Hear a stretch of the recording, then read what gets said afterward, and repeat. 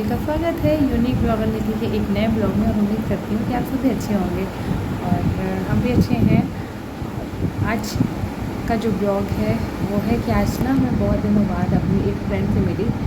मतलब कह लीजिए कि होता है ना कि जब हम छोटे होते हैं तब तो मतलब स्कूल टाइम में तब तक तो हम खूब मिलते हैं, या वो कह लीजिए स्कूल के बाद भी तब तक हम अनमैरिड होते हैं, तब तक हम सब मिल लेते हैं। जब चाहा तब प्लान बनाया सब ने मिल लिया। पर जब सबकी शादी हो जाती है तब मिलना बहुत मुश्किल हो जाता है। सालों साल हो जाते हैं और हम लोग नहीं मिल पाते हैं। तो कई बार होता है कि हम शादी के बाद ना मिलना बहुत मुश्किल हो जाता है, क्योंकि वो भी अपने परिवार में बिज़ी हो जाती है और हम भी अपने परिवार में बिज़ी हो गए फ्रेंड्स। तो अब ना आज हम बहुत टाइम बाद मिले हैं। काफ़ी मुझे लग रहा है नहीं तो 2-3 साल हो रहे होंगे, उसके बाद आज मिलना हुआ है हमारा। तो चलिए आज से आपको मिलाती हूँ अपने उस खास फ्रेंड से कि कौन है वो खास फ्रेंड। और आज साथ ही हम लोग जाएंगे गणेश पंडाल। तो गणेश पंडाल बहुत ही खूबसूरत सजा था और उसका शॉर्ट्स भी मैंने आपके साथ वायरल किए हैं, शेयर किया है शॉर्ट्स भी। तो फ्रेंड्स चलिए चलते हैं और स्टार्ट करते हैं आज का ब्लॉग। और फ्रेंड्स आप सभी से बहुत ही हम्बल रिक्वेस्ट है कि अगर आप लोगों को मेरी वीडियो पसंद आए तो वीडियो को लाइक कीजिएगा, शेयर कीजिएगा और कमेंट कीजिएगा कि आपको वीडियो कैसी लगी।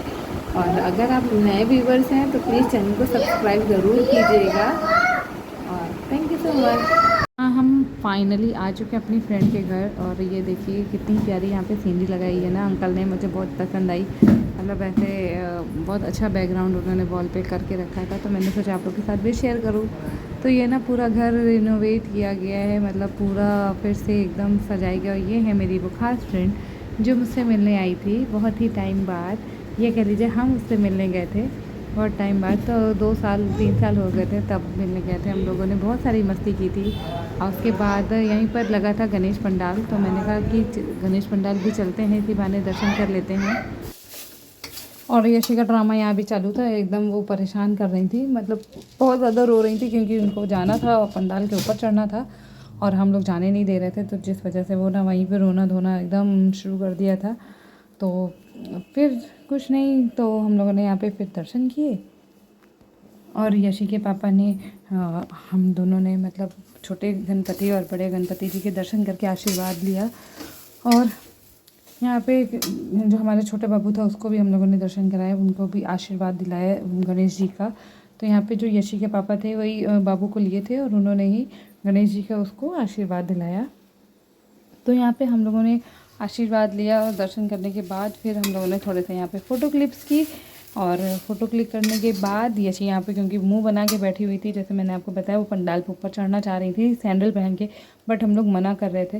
तो इस बात पे वो एकदम गुस्सा हो के बैठी हुई थी। ये देखिए यहीं पे बैठ गई थी पंडाल में।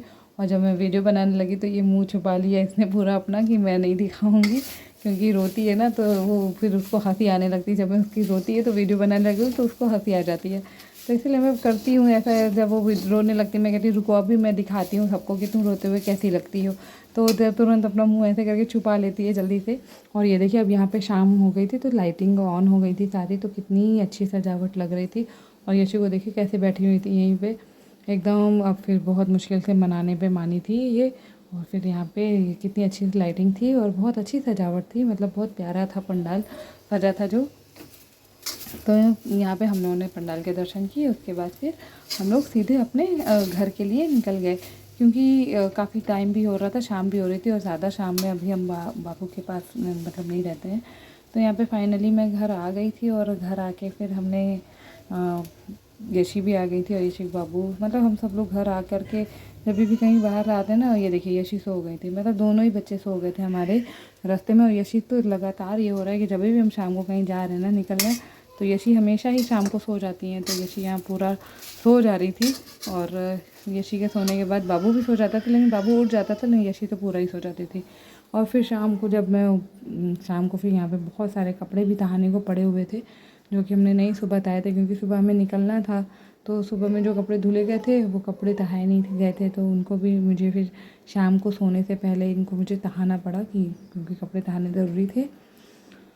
और उसके बाद हमने यहाँ पे बनाया लौकी की सब्ज़ी, एक्चुअली मेरे पतिदेव ने बनाया था। और फिर हमने खाया खाना और इस तरीके से हमारा दिन पूरा समाप्त हुआ। आपको कैसा लगा?